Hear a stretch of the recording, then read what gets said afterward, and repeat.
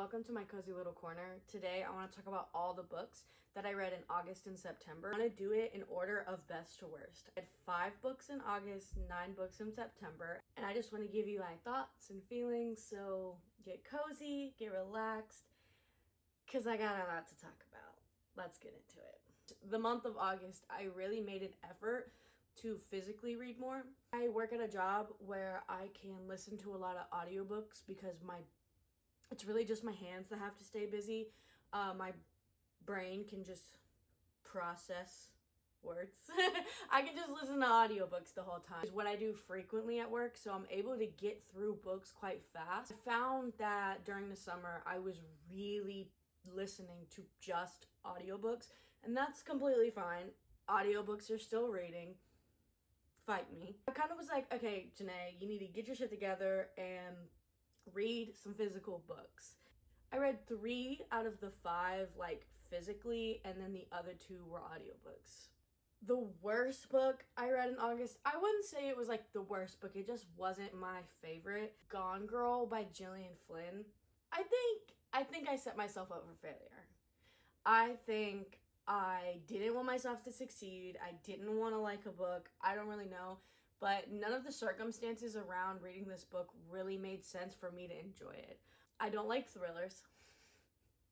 I'm learning to like horror, which we'll get into, but I don't like thrillers because they always feel surface level, and I'm a character-driven reader, so I really have to dive into that character. I knew the twist. If you don't know anything about Gone Girl, it's about this couple, their anniversary. The wife disappears.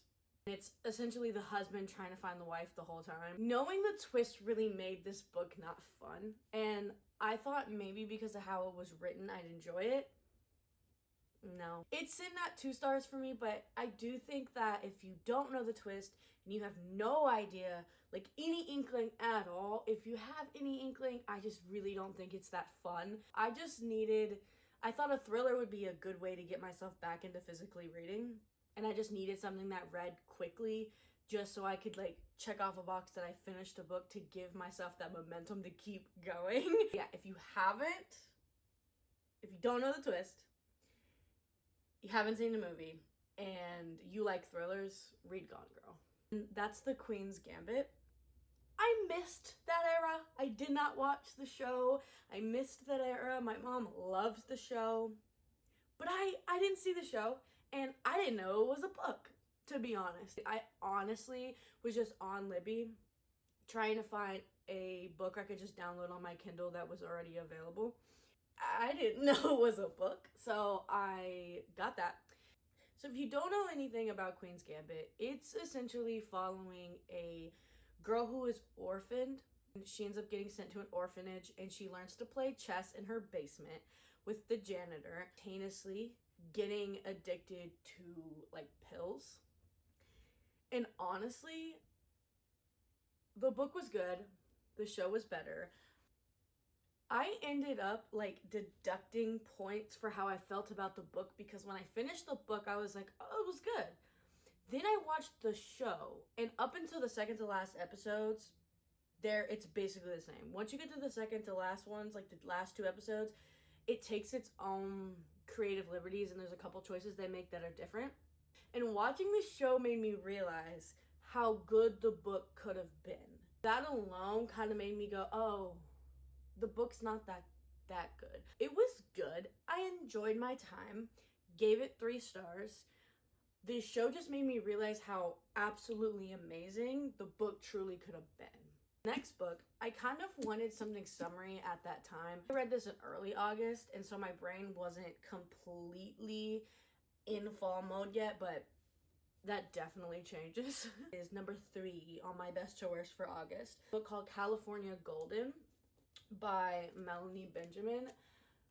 It's very reflective. I'm sorry. It's not my library, but I got it from Thrift Books, so it's an old library copy.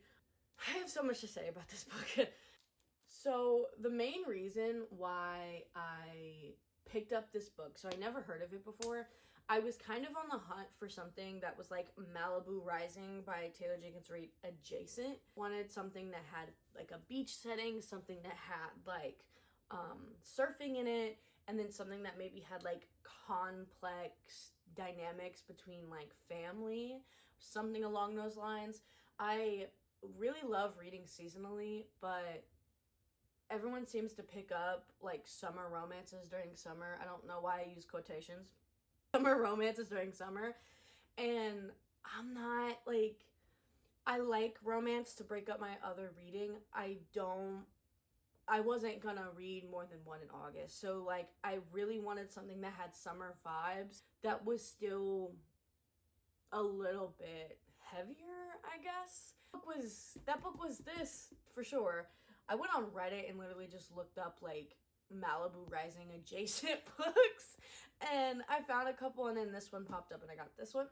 This is a story about two daughters and their mom. And it takes place from early 60s kind of to like the late 70s. The mom, who is a famous surfer, and she's like known for being one of like the only women in like the man dominated sport. Throughout like her career that she's still like doing really good, she has these two daughters. It's actually split up in half. In the first part, you're following the two daughters, and it's pretty much majority about the two daughters and the effect of the choices of their mom. Kind of put them through a lot of emotional trauma, and so it's kind of you just watching the aftermath and watching these two sisters make two completely different paths and choices due to the choices that the mother made while she was raising them. Second half of the book kind of like jumps back and follows the mother through a lot of this. This was a little sad book, I will say. Like, check trigger warnings. Don't expect like happy-go-lucky summer vibes. This was definitely like I said, like early 60s to late 70s. Talks about a cult that is like very present during that time, like in actual real history. It's about surfing culture and the male dominating like sport of it all. It really shows you these two daughters going through two separate paths, and both of the daughters pissed me off at multiple times, but I was not expecting some of the choices that were made in this story. I was not expecting the author to go in certain directions that she went, and I will say it made for like a book that I still think about. Like, I wouldn't say it's like my favorite book in the world. It accomplished what I needed it to accomplish. Some of the choices were left field, and I was like, oh, we're going there? Oh. The voice and like the POV, I believe, like it's literally the chapters from one sister, chapter from the other sister, and then POV from the mom. So yeah, I ended up giving this like 3.5.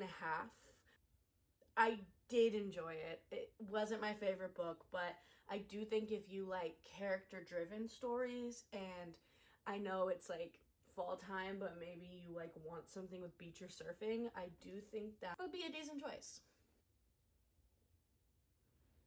My coffee's already getting cold, but that's why they make microwaves. It's fine. So now we made it to top 3 of the month. The next book is They're Going to Love You. I cannot remember the author. I'm putting it on the screen. I read this via audio. It's a literary fiction book about, it's set in the dance world. Girl, kind of telling the story of woman growing up in the dance world. Her dad was a choreographer. Her mom was a famous dancer. Like, her mom like danced up until like she was pregnant and she couldn't dance anymore with her in her belly.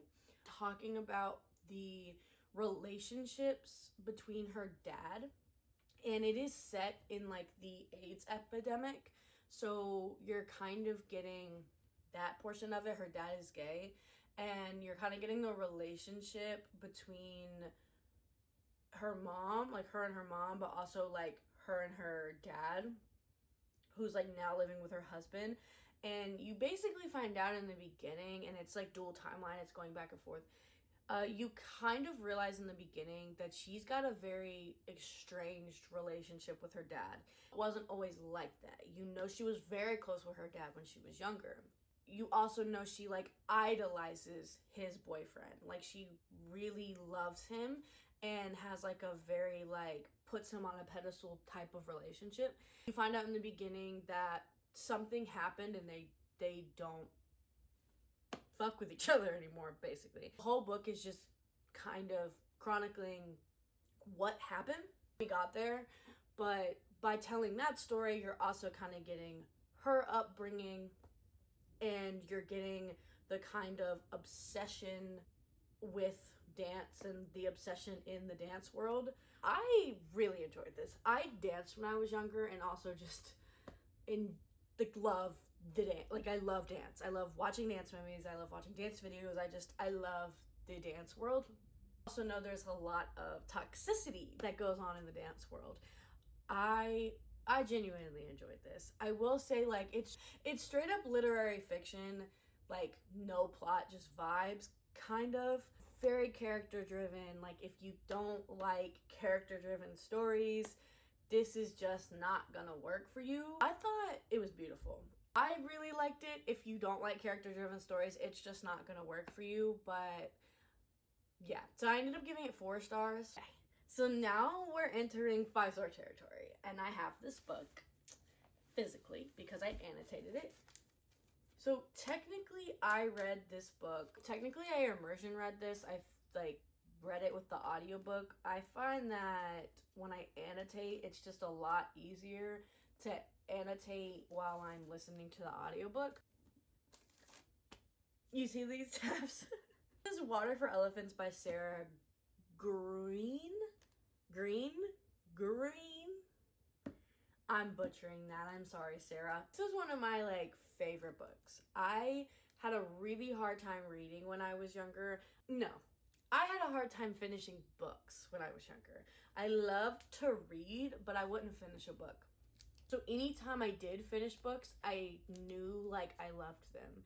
And this was one of like the first books I read. I read this like 10 years ago. And I like watched the movie that has Robert Pattinson in it. And I thought that it was time to give this a reread.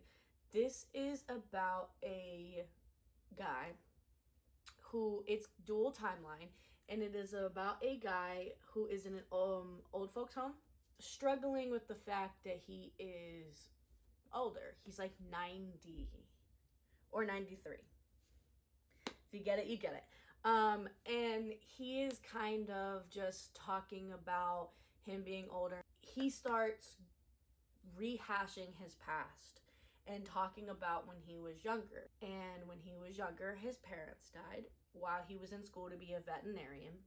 He has a breakdown at his final exam to be a vet, and he runs away, and he somehow ends up on a circus train. Through some events, he ends up becoming the circus's vet.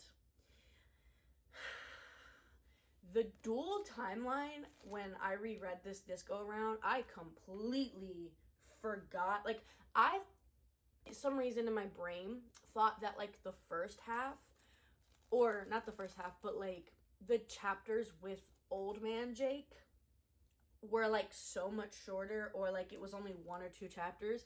I forgot that it constantly goes back and forth, and that actually lended itself to some really good quotes about like growing older and like realizing that you are like, I know it's sad, but like realizing you're at the end of your life. This has like a really beautiful love story as well, but also I am just a sucker for like vintage circus vibes, and this delivered. Like, the atmosphere of this book is a feeling that I chase when I read circus books. I have never been able to find an atmosphere like this. Like, I love The Night Circus by Erin Morgenstern because I love a circus, but that's like dark magical circus, and this is like old Hollywood vintage circus. The atmosphere, chef's kiss. The way that he was writing like the past and the present, and like the way he was flowing between this old man remembering him being younger and like telling the story. Oh, phenomenal. The movie's good too, but it does change a lot of things, and I think I like the original choices in the book a little bit better. But yeah, he writes his descriptions phenomenally. It's like, dude, you're literally just describing food on the table and you just made it actually beautiful. I like the biggest trigger warning. Check your trigger warnings. This does have some really sad stuff in it. The biggest trigger warning is animal cruelty. There is a lot of animal cruelty in this book. It's there on purpose. Like it's there to make you think and whatnot. But this is gorgeous. If you love historical fiction with a romance at the core and you haven't read this book, I know it's old and you might have forgotten about it, but get it. You can usually thrift this or find this on Libby pretty easily. So the last book, I wish I had physical. Oh, okay. So this was my first official Stephen King book. I thought for some reason it would be a good idea for my first Stephen King book to be really fucking long. I don't know whose idea that was, but I enjoyed it, so it's fine. This was my favorite book this month.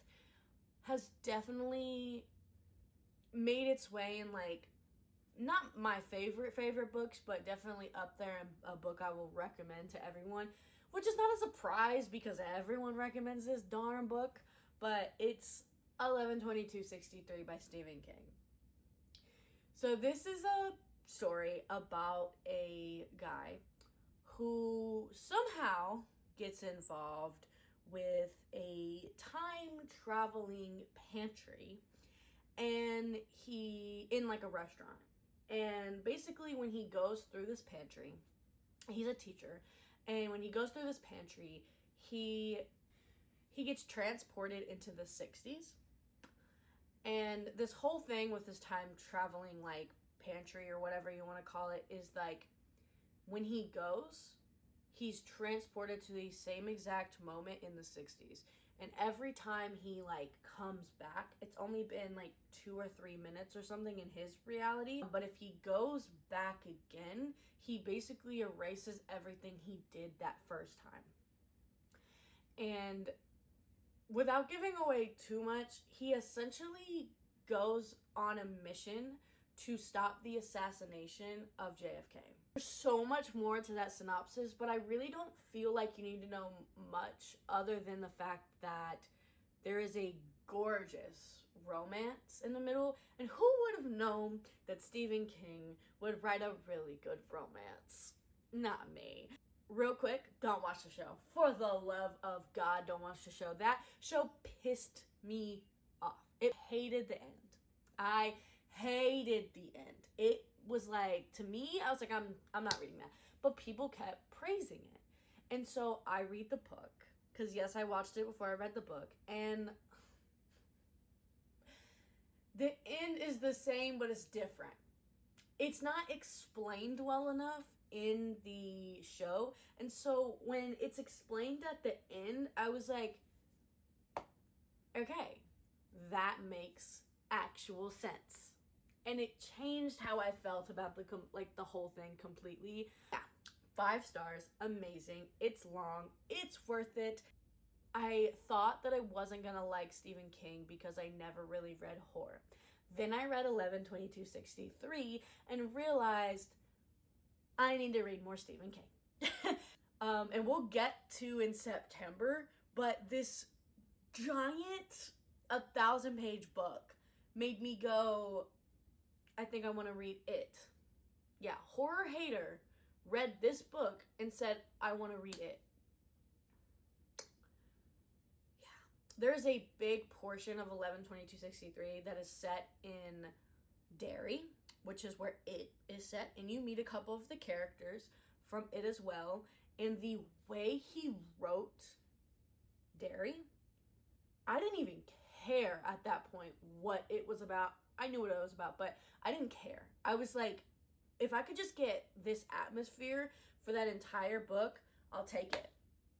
So yeah, I really enjoyed 11 through 20. Whoa, no, that's not English. I really enjoyed 11/22/63. It has one of the best slice of life segments in any book I've ever read. I loved Jake and Sadie. If you haven't read that book because you're scared of Stephen King, read that book. And then I think it might change your mind on Stephen King, if I'm being honest. Yeah, so that's all the books that I read in August. That's 5 books. Now let's get into September. 9 books. I read 9. My coffee is cold. I'm gonna go microwave my coffee and then come back and we can talk about September because I have some fall adjacent books. Very excited. Hi. Yeah, so a couple seconds turned into a couple days. Time just got away from me. I microwaved my coffee and I just I think I sat down to do something and then I fell asleep or something. I don't know. Yeah, a couple minutes turned into way longer than a couple minutes. Sorry. Let's talk about September because I read some bangers. I read some really good books and I'm so excited to talk about it. So the first book I'll talk about is called God of Endings by Jacqueline Holland. This was like an impulse pickup from so long ago. I ended up giving it 3 stars. It was very mid to me. This is a book about a vampire painter. She's a painter. And it's very Interview with a Vampire-esque, kind of like chronicling her life. I know I'm not saying that word right. There's no way I'm saying that word right. It's going through her life, from like her being turned to like where she's at now. But it had this really weird mystery component in the like present day that was kind of confusing to me. I didn't understand the direction it was taking.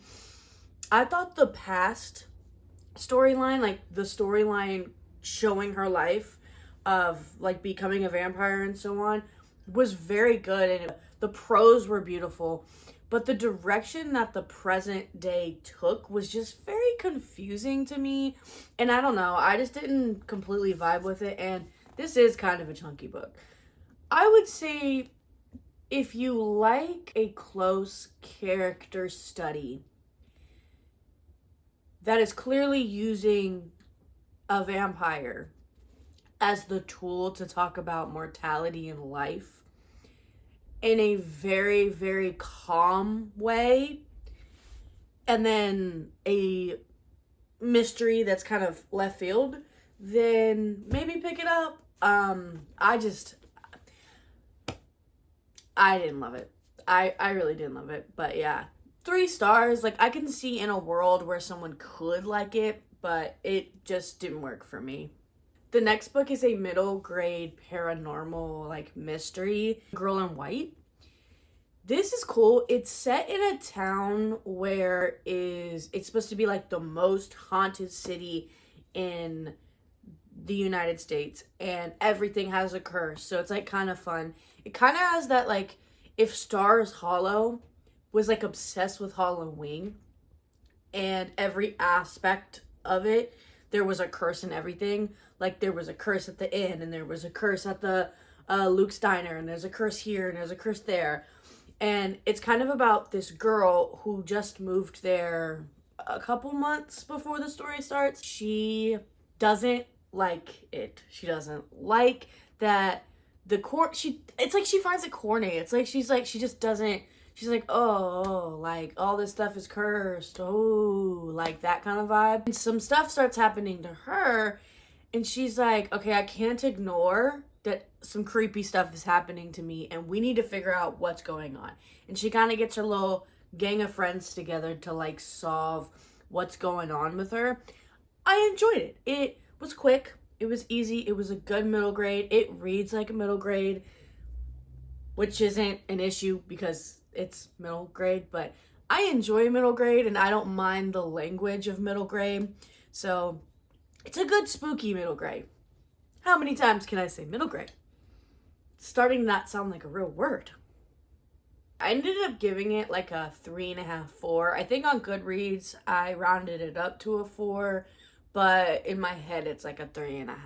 Classic. I read The Haunting of Hill House. This was good. This was great. I will definitely be reading more Shirley Jackson because I really appreciate her writing. She's got a very nice, spooky writing style. And I just like am obsessed with classics, like in the way you can definitely tell like classics have a specific writing style versus like a book written now. It's so nice. Like the atmosphere she built was really good. The Haunting of Hill House is the like original haunted mansion house story. It's about this dude who invites a whole bunch of people. I think he's like a scientist or something. Like he's trying to gather more information on Hill House. He's trying to like do an investigation, like a paranormal investigation. And so he kind of like gathers these certain people. He like sends them letters and sees who replies, and some of them have like specifics as to why he chose them. He invites them all to this spooky law house to stay at this house for like a summer, and they come to this house and some spooky things start to happen. It's just that. And if you like haunted house stories and you haven't read Haunting of Hill House, you gotta read it because it's the original. It is the predecessor. It is one of the main sources that a lot of these storylines take from. So I liked it. I wouldn't say loved it. I do see a world where I read a Shirley Jackson and I'm in love with it because her writing style was really good. It takes some like, not kooky turns, but it takes some like, is this real? Is it fake? Is she crazy? That's not why it started to lose me. I can't really pinpoint what it was about like the last 20%. It started to kind of lose me in the last 20%. I don't know. But I ended up giving that 4 stars. It was really good and highly, highly recommend it. The first 3 that I talked about were all on audio. This was my first like physical read I got on my Kindle. I got it through my library, through Libby. Like I said, I'm trying to make an effort to read with my eyeballs more. I just really get into this habit of like audio. And like I said, it's not bad. It's just, it's good for you to physically read with your eyeballs. It's good for your brain. It's good for your mental health. And I'm making an effort. I read a book called Stalking Jack the Ripper. I was just looking for something that had a slight romance. And then also I just really I like historical stuff. I have a very hard time reading books that are set in our time. And I don't know, I cannot remember which YouTuber recommended this, but it was available pretty quickly. This is essentially about a girl who is like obsessed with forensic science. Her uncle is like teaching her. She has like a very annoying, I guess you could say, coworker or partner, also studies under her uncle, who is like a Sherlock Holmes deduction type character. And this is set in like the Victorian England time period. Jack the Ripper starts killing people. They take it upon themselves to investigate and try to figure out what the heck is going on. And it's cool. It weaves historic events really nicely in this like fictional storyline. It's definitely not like historically accurate, but at the end of the book she talks about like what she took from it was real and what she didn't, like what she made up, and that was really cool. But I enjoyed this. Their banter is really good. It's that classic like Sherlocky Watson banter, but they love each other. I really enjoyed it. It was a very easy read, a very easy mystery. I did not get it right. I did not guess it right. I'm hit or miss with my mysteries, and I did not guess this one right. I don't know if that means it's hard to guess or if that means I just wasn't paying attention. I don't know, but I did not guess. I'm currently reading the second book in the series, The Haunting of Prince Dracula, something about Prince Dracula. And it's really good so far. So I highly recommend, if you like a historical romance mystery, this I think is like a staple. Like it's a staple in, if that's like that sort of genre that you like. I did end up giving it 4 stars. All right, the 5th best book I read this month was These Violent Delights. I feel like the more time goes on, the more this book marinates in my brain, and the more I'm like, I loved that. I actually really enjoyed it. So this book is about 2 boys who meet each other through school. They essentially build this really toxic dynamic.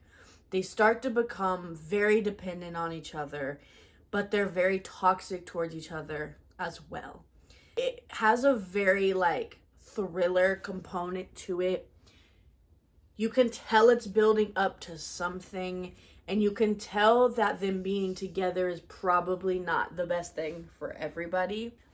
It also feels like Dark Academia, but it's not fully set in like a school. Like they definitely meet in a school, but it feels like Dark Academia because of the way they dress and the aesthetic, and also like the way they have conversations, because they're both very intelligent people. One of the boys is like that very charismatic type character, and then the other one is the kind of like, he's very smart, but he's like a loner. And they get together and some things ensue. If you just like don't like a toxic relationship and you can't, like that doesn't do anything for you, this book is gonna probably irritate you. I had fun with it. It was very good. I think it's a Dark Academia staple. I ended up giving it 4 stars. Enjoyed my time. Great fall thriller Dark Academia book. In August, I read 11/22/63, which was my first Stephen King, and it made me realize that I needed to read more Stephen King, and so I did that. I actually read 2 Stephen King books in the month of September. Also read Pet Sematary. I wanted something fall. I knew Stephen King would deliver. I was kind of trying to decide which next Stephen King book I was going to read for the fall.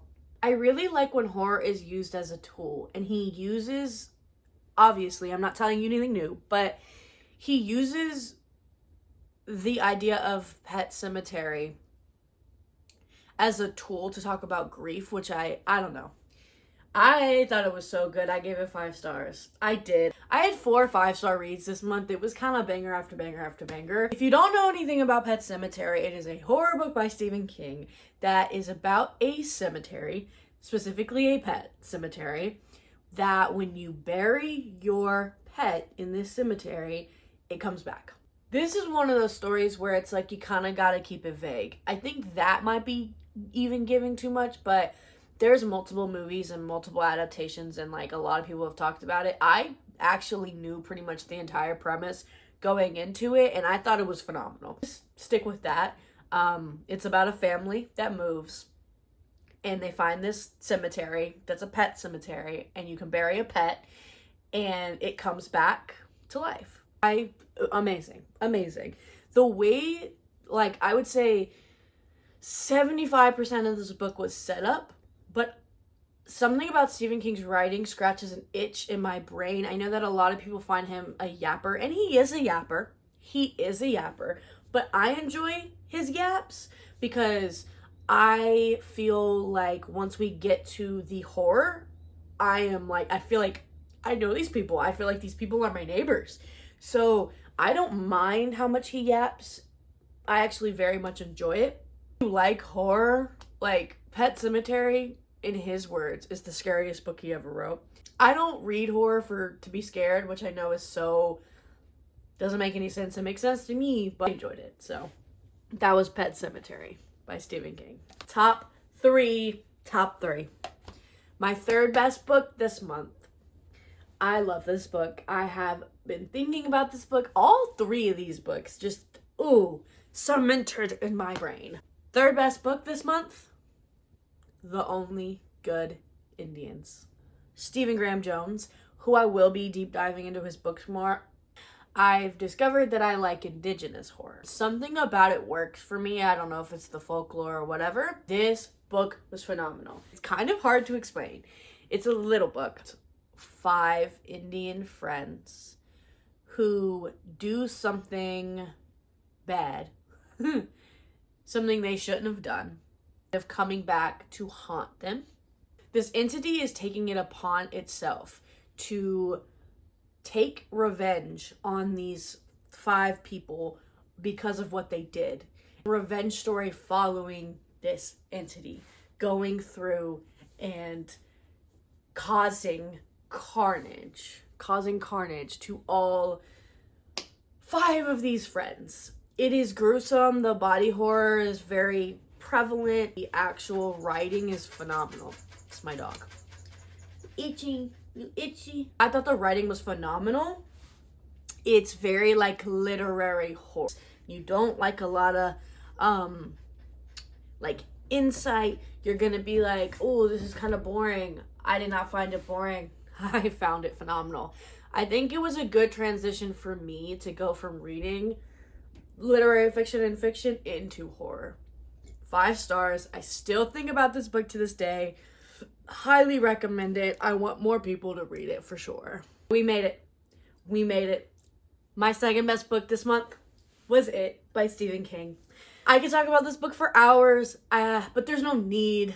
There's no need. You can go on any horror list and they're gonna talk about It. You've probably seen 1 or 2 of the movies. Where to start? It's long.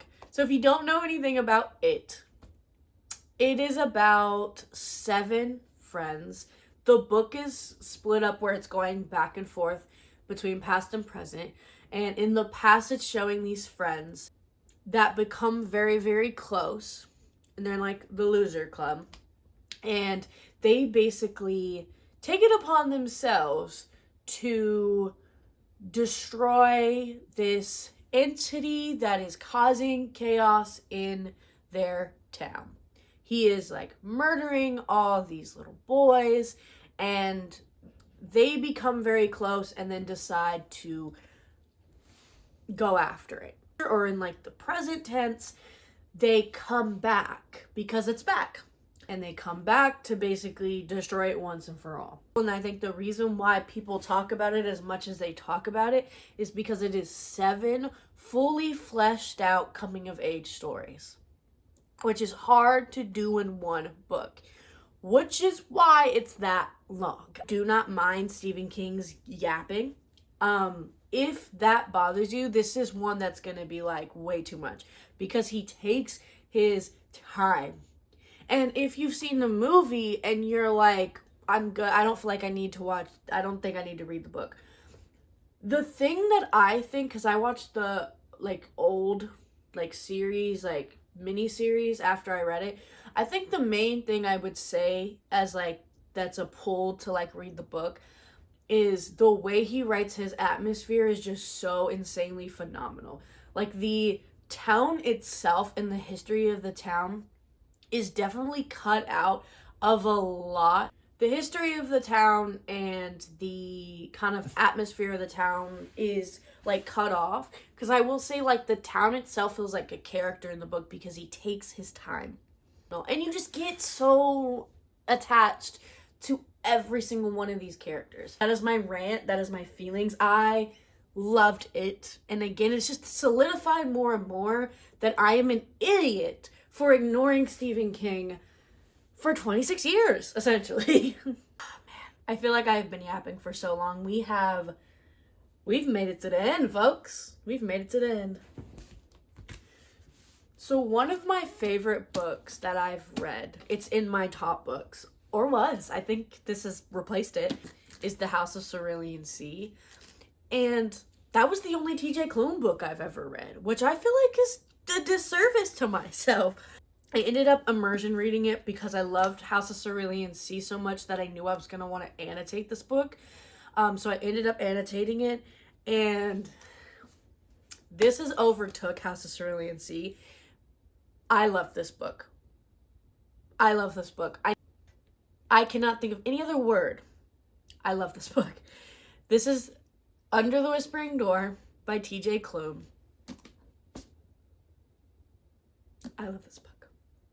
About a man who is very like, he gives me like Scott Calvin from Santa Claus, Scrooge, very like business mind. He's a lawyer. And this is not a spoiler. He dies. He dies in the very beginning. And he gets taken to a magical tea shop that his whole responsibility is to help him move on. It's to help him understand he's dead and grapple with the fact that he passed away and his life choices. And he meets this guy who is a ferryman, and his job is to literally help him, like to essentially be his like death therapist. This is simultaneously cozy and sad at the same time, which is my favorite combination. There are definitely points where I'm like, oh my god, stop. Like I teared up a little bit. And then there's moments where I laugh so hard. I annotate for how, like, the moments where I laughed. And there's a lot. Okay, it's gonna be hard to see. All the yellow, if you can see, all the yellow are the moments where I laughed out loud. TJ Klune is so funny, but he's like my type of funny. Like, I feel like not everybody will find him funny. I find him funny. This book, I know. This book has made it in my top 10 list for absolute sure. I love this book. The way this book makes me feel. I love the way this book talks about grief. I love the way this book talks about loss. I love the way this book talks about death and moving on and your life. Highly recommend this book. And this is gonna sound crazy. I enjoy books that are around this topic. Yes, the juxtaposition of the funny moments, the romantic moments, and also simultaneously the moments about grief and loss. It's crazy the way he balances it, and like I love TJ Klune for that reason. So yeah, 5-star book. My favorite book I read in September. It's my favorite book I read in September and August. So I had to end the book with Under the Whispering Door by TJ Klune. We made it to the end, folks. So yeah, this is my first video that I'm posting, and I will be posting more. If you have anything like you guys want to see from me, I would love for you to like, subscribe, and comment and tell me what you guys want to see. Hopefully I can keep this up. I love talking about books. I love yapping about my favorite books and the books I've been reading recently, and I happen to read a lot due to my job and because it's my favorite hobby. So yeah, thanks for watching. See you next time. Have a good day.